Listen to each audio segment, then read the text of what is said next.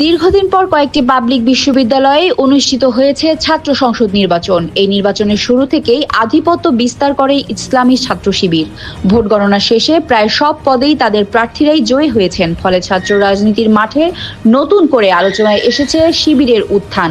যদিও এই নির্বাচনে অবৈধ ইউনূস সরকারের প্রত্যক্ষ মদদ ছিল বলে সমালোচনা করেছে সুশীল সমাজ।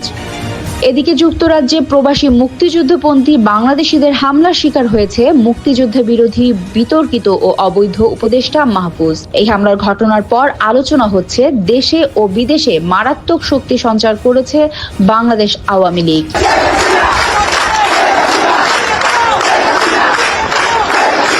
তবে এসব রাজনৈতিক উত্তাপের মাঝেও চুপচাপ রয়েছে এনসিপি, যাকে অনেকেই কিংস পার্টি বলে অভিহিত করে।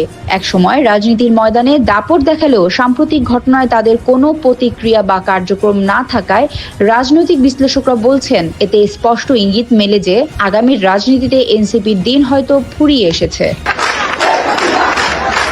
দেশের রাজনীতির মাঠে যখন একের পর এক নাটকীয় ঘটনা ঘটছে, তখন নীরবতা পালন করছে এনসিপি। এমন পরিস্থিতিতে মুক্তিযুদ্ধ বিরোধী এই রাজনৈতিক দলটির ভবিষ্যৎ কোন দিকে গড়াবে তা অনিশ্চিত। Desk report, বিবাংলা.net।